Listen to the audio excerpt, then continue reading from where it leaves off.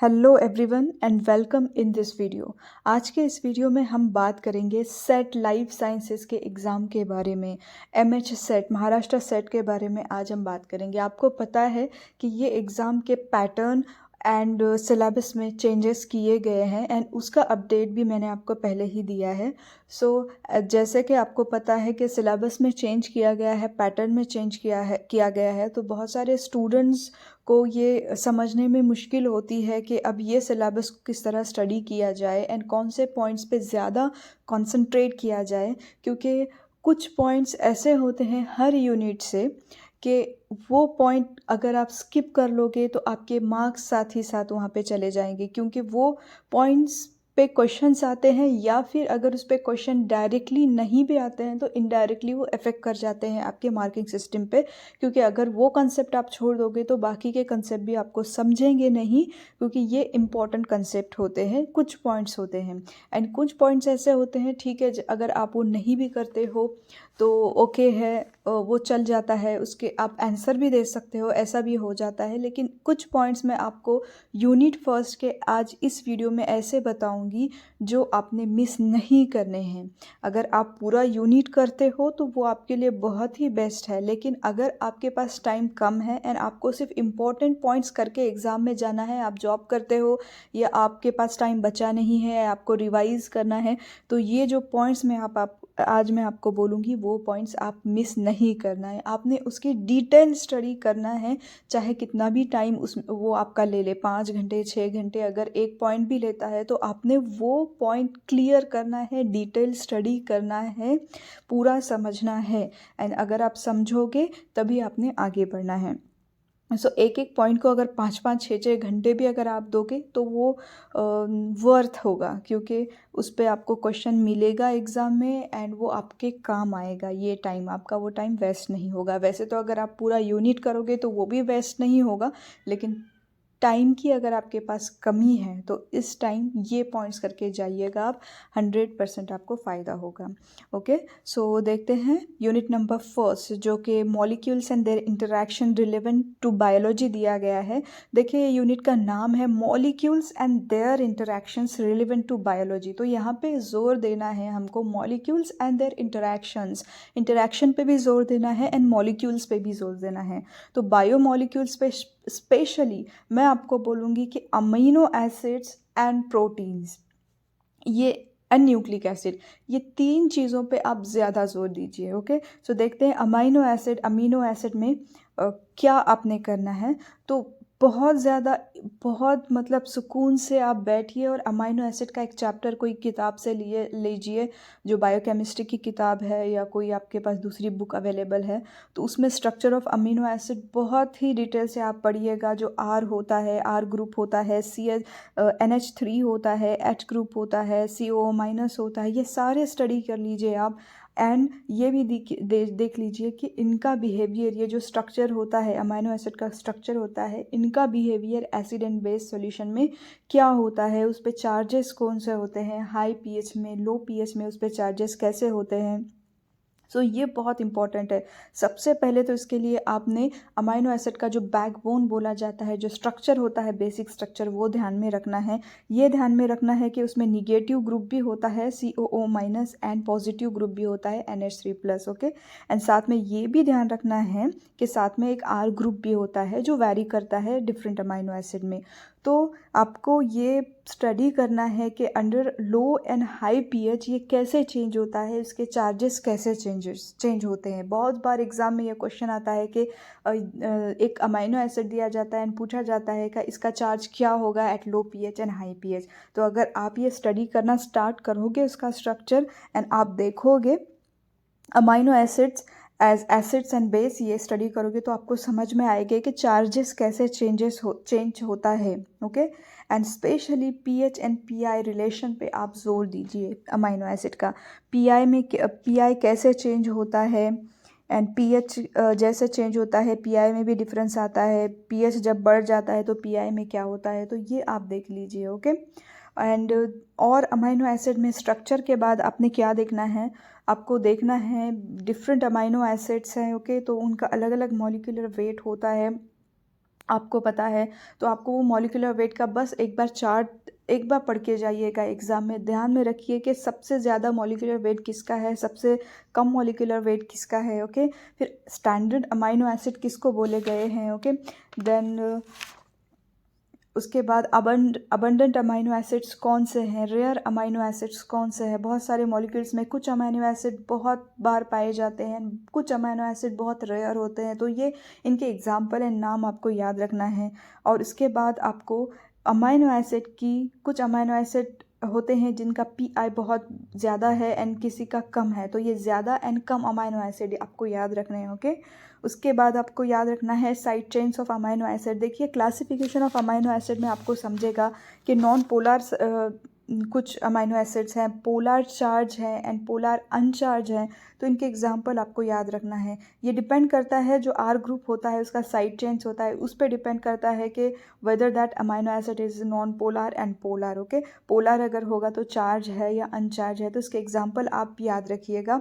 And साथ ही साथ positive and negative charge R group वाले अमाइनो एसिड आपने याद रखना है। जैसे कि आर्जिनिन है, पॉजिटिवली चार्ज है। एंड अगर आप देखोगे एस्पार्जिन है, ये अनचार्ज पोलर साइड चेन वाले अमाइनो एसिड्स हैं। अस्पार्टेट है, ये निगेटिवली चार्ज है। ग्लूटामेट है, ये निगेटिवली चार्ज अमाइनो एसिड है। तो आपको इसके एग्जांपल सिर्फ याद रख के जाना है। साथ ही साथ आप एक बार वो आर ग्रुप देखेंगे। ये सब आप एक बार अगर आप अच्छे से आपके दिमाग में ये सब डिटेल स्टडी करके डालोगे ना, तो ये चीज़ें आपको बहुत क्लियर होगी, ईजी लगेगी। आप ये एक बार अच्छे से डिटेल स्टडी कर लीजिए एंड ये सारे एग्जाम्पल याद रखिए। Positively charge R group, negatively charge R group. Okay, and इसके बाद आपको याद रखना है एग्जाम्पल्स ऑफ अमाइनो एसिड। देखिए with aliphatic, aromatic, hydroxyl, carboxylic, sulphur containing, imino amino and amide containing R groups वाले अमाइनो एसिड। देखिए अमाइनो एसिड में अलग अलग ग्रुप्स होते हैं। अब यहाँ पे क्लासिफिकेशन अलग तरीके से आपको पूछा जाएगा एग्जाम में। ऐसे कौन से अमाइनो एसिड हैं जिसमें एरोमेटिक रिंग होती है, तो आपको पता होना चाहिए कि टायरोसिन, ट्रिप्टोफैन, ये कुछ अमाइनो एसिड है जिसमें फिनिल अलानाइन, जिसमें एरोमेटिक वाले रिंग होते हैं। Then imino containing amino acid is proline, ठीक है। Amide containing amino acid it is asparagine. Okay, तो ये ऐसे चीज़ें आपने एग्जाम्पल के साथ याद रखनी है। ये बहुत बार एग्जाम में पूछा जाता है। सिंपल क्वेश्चन होता है, which of the following amino acid contains sulphur. Okay, तो सल्फर कंटेनिंग अमाइनो एसिड आपको पता होना चाहिए। सिस्टीन एंड मिथियोनिन, ये दो ही हैं। तो ऐसे अगर आप ये सब देख के जाओगे तो आपको एग्जाम में समझ आएगा। ओके, देन आपको अब स्टैंडर्ड अमाइनो एसिड तो आपको पता है 21, 22, 20, कोई बुक में आपको पता चलेगा वो कितने हैं। इसके साथ ही नॉन स्टैंडर्ड अमाइनो एसिड्स भी आजकल बहुत सारे डिस्कवर किए गए हैं, तो वो एग्जाम्पल आपको पता होना चाहिए। आपको पता होगा सेलेनोसिस्टीन। ओके, और सेलेनोसिस्टीन को बोला जाता है 21st अमाइनो एसिड, ऐसे बोला जाता है। तो नॉन स्टैंडर्ड अमाइनो एसिड की भी एक बार आप नाम पढ़ के जाइए। एंड इम्पॉर्टेंट थिंग, आप पीआई पे जो न्यूमेरिकल क्वेश्चंस हैं एंड पीएच एंड पीआई पे, वो आप करके जाइएगा। वो आप उसका प्रैक्टिस करके जाइएगा। कम से कम 30-40 क्वेश्चन अगर आप अलग अलग सॉल्व करके जाओगे एग्ज़ाम में, तो उसमें से बहुत सारे चीज़ें आपके दिमाग में बैठ जाएंगी। बहुत सारे कंक्लूजन आपको पता होंगे एंड ये कंक्लूजन आपको यूज़ होंगे। अगर आपको न्यूमेरिकल क्वेश्चन नहीं भी आता है सेट एग्ज़ाम में पीआई पे, लेकिन ये क्वेश्चन के पीछे जो छुपा होता है, जो थ्योरी छुपी होती है, जो प्रिंसिपल छुपे होते हैं, अगर वो आपके समझ में आते हैं तो वो आपको एग्ज़ाम में काम में आते हैं। तो ये बहुत इंपॉर्टेंट है, याद रखना फ्रेंड्स, कि आपने ये सारी अमाइनो एसिड बहुत अच्छे से करना है। अमाइनो एसिड करोगे तो प्रोटीन समझेगा, इसलिए अमाइनो एसिड की शुरुआत बहुत डिटेल से करना, बहुत अच्छे से करना। सिंपल चीज़ें हैं, बीएससी वाली चीज़ें हैं, लेकिन इसको आपको थोड़ा सिंपल चीज़ों को एडवांस तरीके से आपको समझना है। ओके, उसका आगे रिएक्शन समझने हैं। सिंपल है, लेकिन उसके आगे क्या होता है, हम एक अमीनो एसिड है, उसका रिएक्शन आगे कैसे होता है, ये आपको समझना है। एडवांस तरीके से आपको दिमाग में बिठाना है। ओके, इसके बाद से आपको और एक चीज़ करनी है अमाइनो एसिड की, amino acids and UV absorption करना है। Okay, some amino acids they are responsible for absorbing UV rays. Okay, तो पूरे अमाइनो एसिड ये नहीं कर सकते। कुछ अमाइनो एसिड है जैसे कि aromatic ring containing amino acids हैं, ट्रिप्टोफैन है, टाइरोसिन है, ओके। तो ये अमाइनो एसिड इन्वॉल्व होते हैं, फिनिल एलानाइन है। तो ये चीज़ों को आपको दिमाग में रखना है, वो कौन से वेवलेंथ पे एब्जॉर्ब करते हैं, ओके। उनको सूटेबल वेवलेंथ कौन सी है, 280 नैनोमीटर है, 257 नैनोमीटर है, ये सब आपने याद रखना है एंड एग्ज़ाम में जाना है, ओके। उसके बाद शुरू होता है अभी अमाइनो एसिड 1-2 जब लिंक होना शुरू होते हैं तो वहाँ पे बनता है पेप्टाइड बॉन्ड, ओके। तो पेप्टाइड बॉन्ड बहुत एग्ज़ाम में नेट सेट गेट जहाँ भी जाओगे ये चीज़ों पे क्वेश्चन मिलेंगे। सेट में भी बहुत बार पेप्टाइड बॉन्ड पे क्वेश्चन आया है। तो पेप्टाइड बॉन्ड का आपने कैरेक्टरिस्टिक देखना है, आपको थ्योरी पढ़नी है, समझ के पढ़नी है, सिर्फ रट्टा नहीं मारना है, समझ के पढ़ना है क्या होता है पेप्टाइड बॉन्ड। एक अमाइनो एसिड ओके, जब वहाँ पे 2 आते हैं, 3 आते हैं, 4 आते हैं तो इनका लिंकेज होता है, जो लिंकेज होता है वो होता है पेप्टाइड बॉन्ड। एंड ये बॉन्ड बहुत ही स्पेशल होता है, बहुत ही स्पेसिफिक होता है, इसके अलग से कैरेक्टरिस्टिक होते हैं। जैसे कि इसमें एक पार्शियल डबल बॉन्ड कैरेक्टर होता है। तो ये जो इंपॉर्टेंट चीज़ें हैं, जो कैरेक्टरिस्टिक ऑफ पेप्टाइड बॉन्ड है, ये आपने पढ़ के जाना है, ओके। उसमें कौन सी लिंकेज इन्वॉल्व होती है पेप्टाइड बॉन्ड में, लेंथ ऑफ पेप्टाइड बॉन्ड क्या होती है, ओके। उसका एक लेंथ होती है पेप्टाइड बॉन्ड की 1.33 एंगस्ट्रॉन, तो ये आपको याद रखनी है। Partial double bond character of peptide bond ये भी याद रखना है, कितना पार्शियल होता है वो डबल बॉन्ड कैरेक्टर होता है, कितना परसेंट होता है। 40% double partial double bond character होता है, 40% double bond character peptide bond में होता है, okay. So angle of rotation क्या होता है पेप्टाइड बॉन्ड का। देन वहाँ पे आपको याद रखना है साई एंड फाई के याद रखना है, ओके। वैल्यूज़ याद रखना है, एंगल ऑफ रोटेशन भी याद रखना है, okay. And phi and psi की वैल्यूज़ याद रखना है। देन और एक चीज़ आती है अमाइनो एसिड में, रामाचंद्रन प्लॉट, ओके। सो रामाचंद्रन प्लॉट में मैं बोलूँगी कि अगर आपको पूरा डिटेल नहीं भी करना है तो सिर्फ आप क्या कीजिए, कुछ एरियाज़ होते हैं रामाचंद्रन प्लॉट्स के, जैसा प्लॉट होते हैं वैसे ही रामाचंद्रन प्लॉट होता है। तो वो वहाँ पे कुछ डार्क एरिया होते हैं, कुछ लाइट एरिया होते हैं, राइट हैंडेड, लेफ्ट हैंडेड। तो ये स्पेसिफाइड किसके लिए करते हैं, कौन से टाइप के अमाइनो एसिड के लिए करते हैं, ओके। तो ये आप एक बार पढ़ के जाइए, एक बार पढ़ के जाइएगा, ओके। सो इतना बोलूँगी मैं रामाचंद्रन प्लॉट के लिए। देन आपको करना है टाइप्स ऑफ पेप्टाइड बॉन्ड, ये बहुत इजी है। ओलिगो, पॉली, आपको सिर्फ डेफिनेशन देखना है, ओलिगो किसको बोलते हैं, पॉली किसको बोलते हैं। देन स्टार्ट होता है प्रोटीन स्ट्रक्चर। प्रोटीन स्ट्रक्चर में देखिए प्राइमरी है, सिंपल है, प्राइमरी में कुछ ज़्यादा नहीं है, एक लीनियर स्ट्रक्चर जो होता है उसे primary. Then secondary, tertiary, quaternary structure of protein.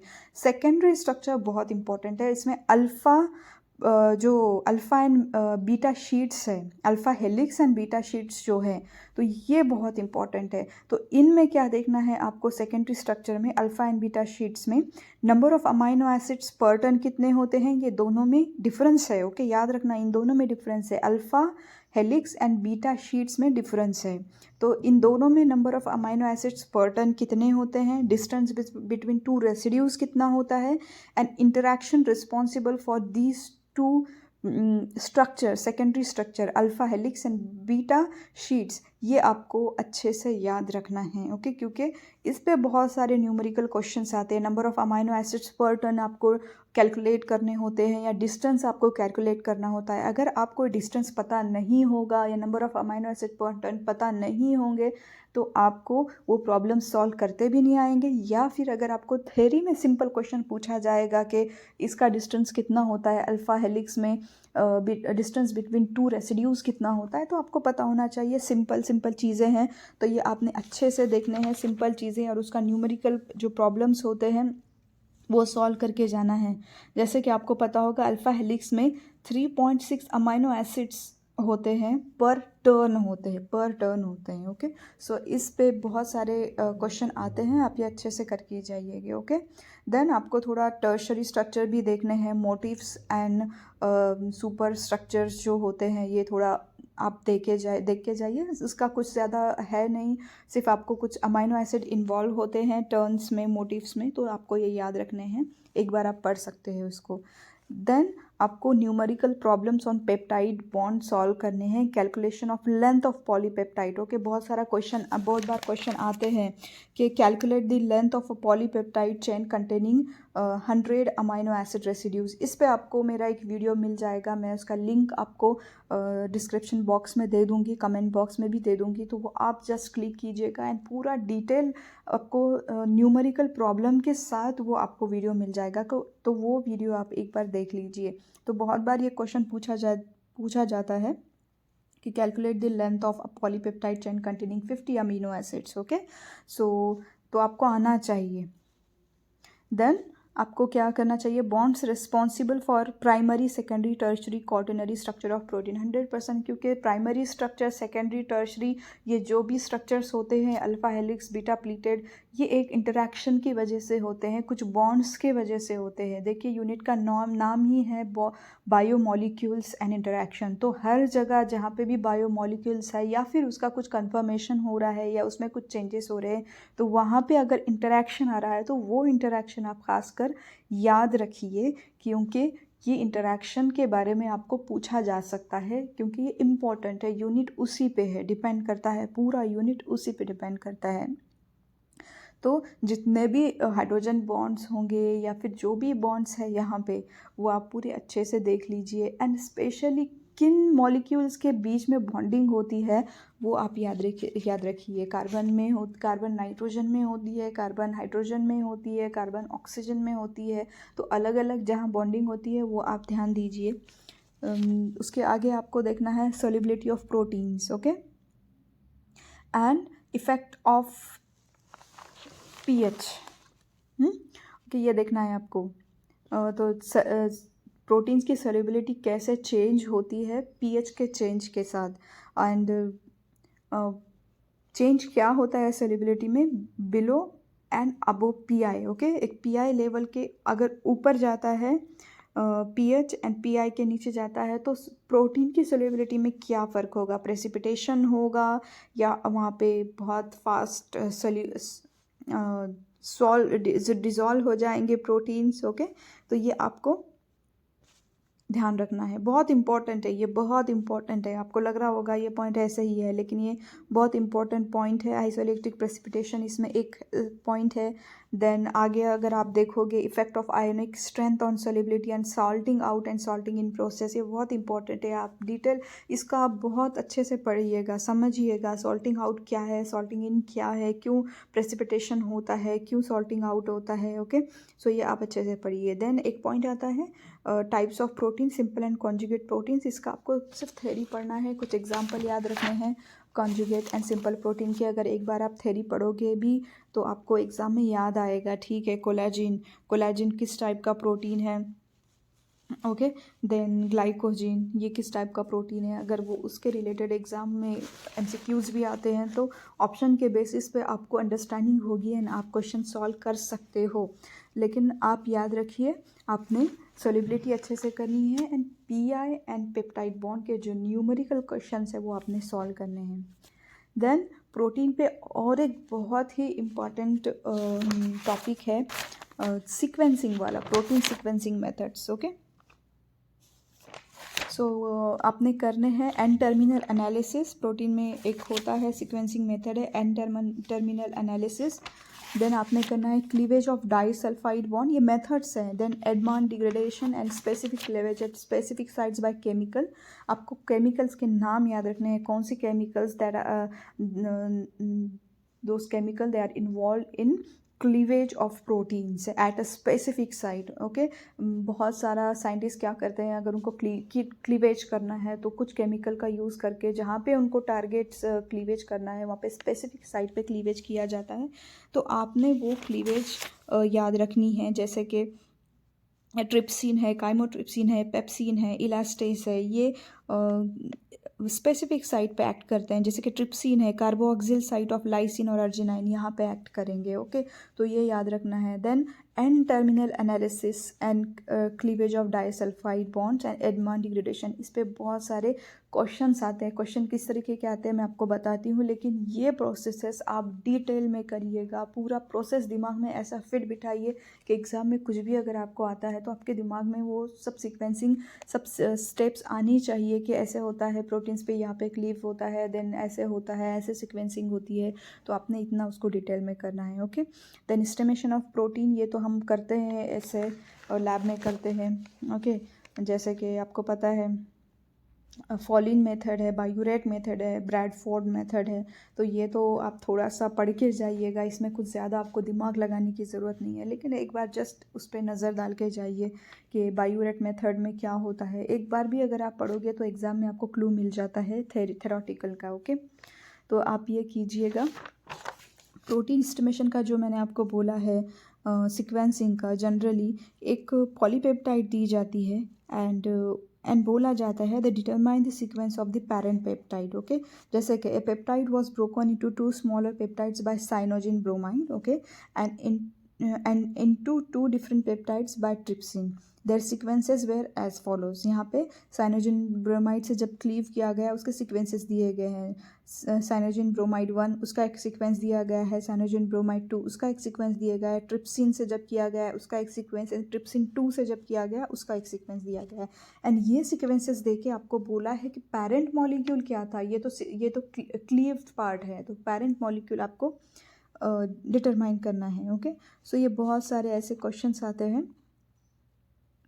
उसके बाद आपको करना है numerical problems on charge of polypeptide.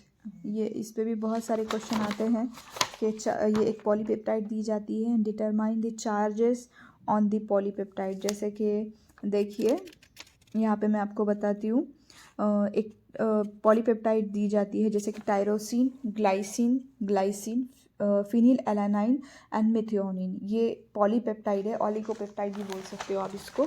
तो ये पेप्टाइड का अब एक क्वेश्चन आया है, what is the net charge of the peptide at pH 1 and pH 7। Okay, तो ये आपको आना चाहिए। और ये कब आएगा? जब PI एंड pH आप अच्छे से करोगे, जब charges on the R side chain आप अच्छे से करोगे, ये सब अच्छे से करोगे तो ये क्वेश्चन आपको आएंगे। ओके, देन बायोलॉजिकल इंटरैक्शन आपने ख़ास करने हैं। इस पे क्वेश्चन आता ही आता है।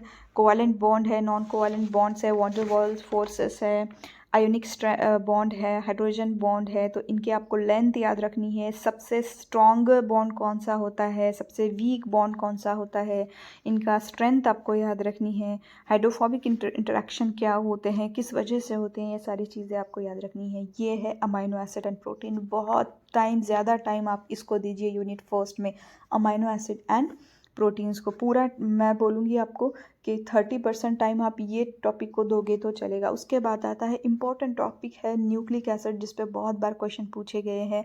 तो बेसिक से स्टार्ट कीजिए। Nucleic acid, what are nucleic acid, what are nucleotides, nucleosides, how many nitrogenous bases are there in nucleic acids. Okay, then what are purines, what are pyrimidines, okay, which sugar is there in nucleic acid, what is the difference between deoxy and ribose sugar. Okay, there is a structure, there is a difference in structure of deoxy sugar and ribose sugar. तो आपको ये याद रखना है कि difference क्या है और कौन से कार्बन नंबर पे ये डिफरेंस होता है।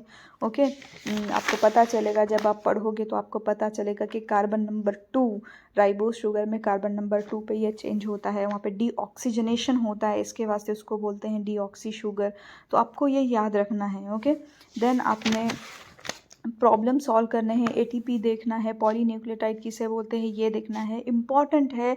शारगैफ रूल आपको देखने हैं एंड उसका न्यूमेरिकल प्रॉब्लम देखना है। आपको पता है शारगैफ रूल क्या है, A+G=C+T और G always equals to C and A always equals to. इसका आपको मेरा वीडियो देखना पड़ेगा इस पे, शारगैफ रूल पे।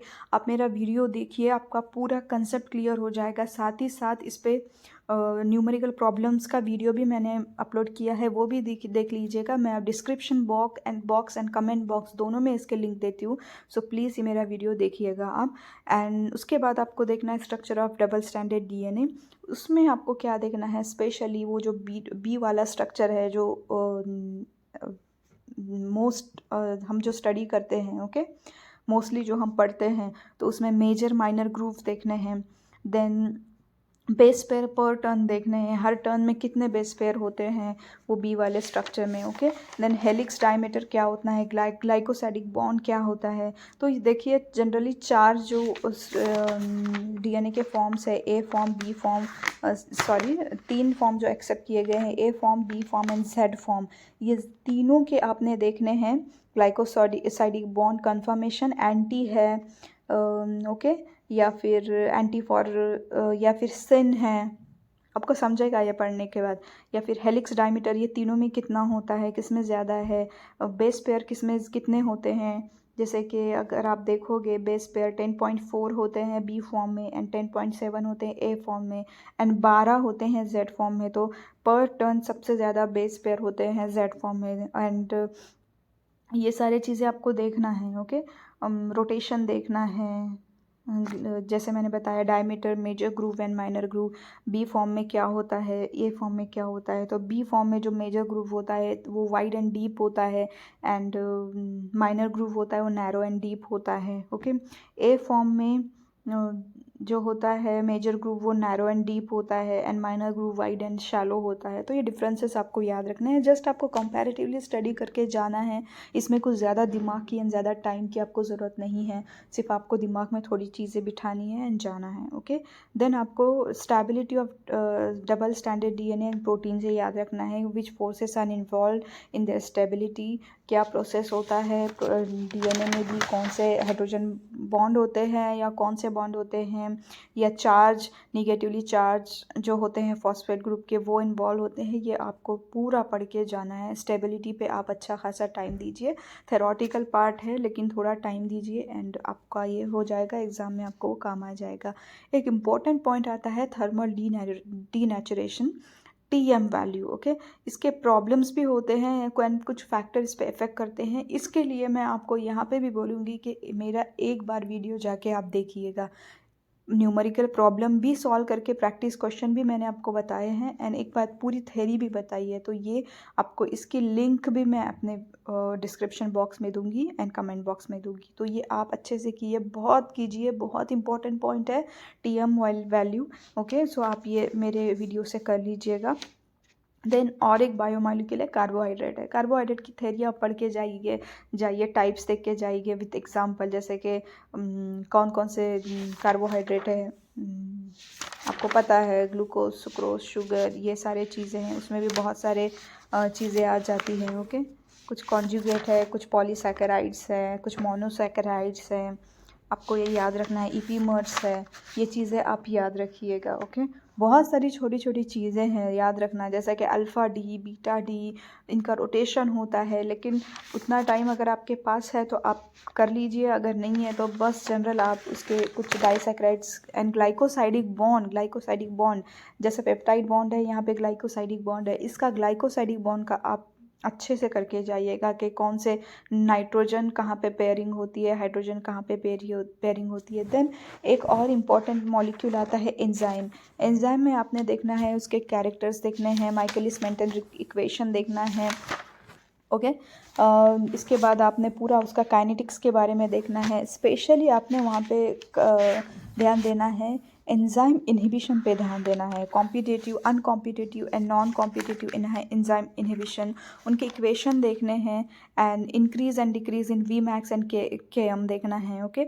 अलग अलग कॉम्पिटिटिव में, नॉन कॉम्पिटिटिव एंड अनकॉम्पिटिटिव में वी मैक्स इंक्रीज होता है या डिक्रीज होता है, के एम इंक्रीज होता है या डिक्रीज होता है, ये आपने करके जाना है एग्ज़ाम में। इस पर बहुत बार क्वेश्चन पूछे गए हैं, इसलिए मैं आपको बता रही हूँ कि आपने एंजाइम का टॉपिक आपने अच्छे से करना है, ओके। और एंजाइम के कुछ जनरल कैरेक्टरिस्टिक्स भी है, वो भी आप देख कर जाइएगा। General characteristics of enzyme, Michaelis Menten equation में भी आपको एक कुछ ये दिखेंगे, आप बोल सकते हो कुछ इक्वेशंस दिखेंगे। सबस्ट्रेट कॉन्सेंट्रेशन जब लो होता है Km से तो V directly proportional to substrate concentration. When substrate concentration is higher than Km then V is equal to V max, and when substrate concentration is equal to Km then V is equal to V max divided by 2। तो ये चीज़ है, ये तीन चीज़ों ये जो तीन equation है माइकलिस मेंटन इक्वेशन की, इस पे भी क्वेश्चन आता है कि when substrate concentration is lower than Km then V, then आपको ऑप्शन दिए जाते हैं V is directly proportional to substrate concentration, V is inversely proportional to substrate concentration. Okay, तो ये सारी चीज़ें आपको देख के जाना है। इनहिबिशन बहुत अच्छे से कीजिएगा, जो जो चीज़ें मैंने आपको बोले हैं वो सब करके जाइएगा। देन स्टार्ट होता है मेटाबॉलिज्म। मेटाबॉलिज्म में मैं आपको बोलूँगी आप कर सकते हो तो सारे के मेटाबॉलिज्म अच्छे से कीजिएगा, कार्बोहाइड्रेट, प्रोटीन, ये सारी चीज़ें कीजिएगा। लेकिन इम्पॉर्टेंट मैं आपको बता देती हूँ, रेस्पिरेशन में आप जाइए, ऑक्सीडेटिव रेस्पिरेशन में जाइए। Number of ATP generated by oxidation of 1 molecule of glucose, ये अच्छे से आप कीजिएगा। कितने मॉलिक्यूल्स, अगर एक मॉलिक्यूल वहाँ पे डिग्रेड हो जाता है ग्लूकोज का इन प्रेजेंस ऑफ ऑक्सीजन, तो कितने मॉलिक्यूल्स जनरेट होते हैं। ओके, ये सब आप अच्छे से देखिए। ग्लाइकोलिसिस आप अच्छे से करके जाइएगा। एनर्जेटिक्स स्पेशली ग्लाइकोलिसिस का कीजिए कि कितने ATP जनरेट होते हैं, क्या बाय प्रोडक्ट होते हैं ग्लाइकोलिसिस के, number of ATP, number of NADH form and utilize, net yield क्या होता है। ओके, कितने कंज्यूम होते हैं ये पाथवे में, एंड कितना नेट यील्ड होता है ग्लाइकोलिसिस में। याद रखिए, in presence and absence of oxygen, ये दो चीज़ें ध्यान में रखिए। Glycolysis in presence of oxygen मतलब ग्लूकोज ऑक्सीडेशन एंड ग्लूकोज का जो ब्रेकडाउन होता है वो इन अब्सेंस ऑफ ऑक्सीजन, ये आप याद रखिए। Then fate of glucose carbon in formation of pyruvate, ये पॉइंट बहुत इंपॉर्टेंट है, बहुत सारे एग्जाम के लिए इंपॉर्टेंट है। लेकिन ये पॉइंट को समझने के लिए आपको बायोकेमिस्ट्री स्ट्रक्चर जो है पॉइंट्स कंपाउंड्स का, वो दिमाग में बिठाना पड़ेगा। अगर वो आपके दिमाग में नहीं है, अगर आप वहाँ पे थोड़े से कम हो, तो ये पॉइंट आपको नहीं समझने वाला। और एक बार अगर ये पॉइंट आप कर लेते हो तो आगे उतना टाइम आपको उसको देने की ज़रूरत नहीं है। जैसे कि अगर आप फेट ऑफ ग्लूकोज करने बैठोगे तो आपको 2 दिन लगेंगे, 3 दिन लगेंगे पूरा पूरा पूरा समझने के लिए कि स्टार्ट होता है ग्लूकोज, तो अमाइनो एसिड से शुरू होता है, देन प्रोटीन बनता है, देन वहाँ पे कार्बोहाइड्रेट आता है, देन ठीक है ग्लूकोज आता है, ग्लूकोज से फिर क्या होता है, डिग्रेडेशन होता है, फ्रुक्टोज 6 फॉस्फेट बनता है, देन ग्लिसराल्डिहाइड 3 फॉस्फेट बनता है, देन पायरुवेट बनता है। ओके, तो ग्लूकोज का कौन से नंबर का कार्बन पायरुवेट में कौन से नंबर पे होता है, एंड कौन से नंबर का कार्बन ग्लूकोज से निकल के चले जाता है, क्योंकि आपको पता होगा ग्लूकोज 6 कार्बन कंटेनिंग कंपाउंड है एंड पायरुवेट 3। ओके, तो यहाँ पे 3 कार्बन रहते हैं, 3 कार्बन चले जाते हैं पायरुवेट में, पाथवे में CO2 के फॉर्म में वो चले जाते हैं, कहीं पे कई और फॉर्म में वो चले जाते हैं। तो कौन से नंबर का ग्लूकोज का कार्बन आखिर तक रहता है एंड कौन से पोजीशन में पायरुवेट में रहता है, ये आपने ध्यान में देना है। इसके लिए मैं आपको बोलूँगी जो रेफरेंस बुक्स है, जैसे कि लेनिंजर है, ये बुक्स बहुत अच्छे हैं, आप वो देख लीजिएगा। कार्बन कहाँ से कहाँ पे जाता है वो कलर से आपको समझ में आएगा। ओके, देन आपको क्या देखना है, regulation of glycolysis and energetics of glycolysis, ये करना मत भूलिएगा। कितना आता है नेट वहाँ पे ATP का, ये आपको देखना है। देन रेगुलेशन कैसे होता है ये भी देखना है ग्लाइकोलिसिस। इसके बाद आता है फर्मेंटेशन, एक पॉइंट आता है फर्मेंटेशन में क्या होता है, ग्लूकोज किस तरीके से ब्रेक डाउन होता है इन प्रेजेंस ऑफ ऑक्सीजन, तो आपको पता है ग्लाइकोलिसिस हो जाता है। In absence of oxygen glucose का क्या होता है, क्या बनता है, लैक्टेट बनता है, कैसे बनता है, ये आपको देखना है। फर्मेंटेशन मीन्स क्या है, ओके, पास्चर इफेक्ट क्या है, ये आपको देखना है।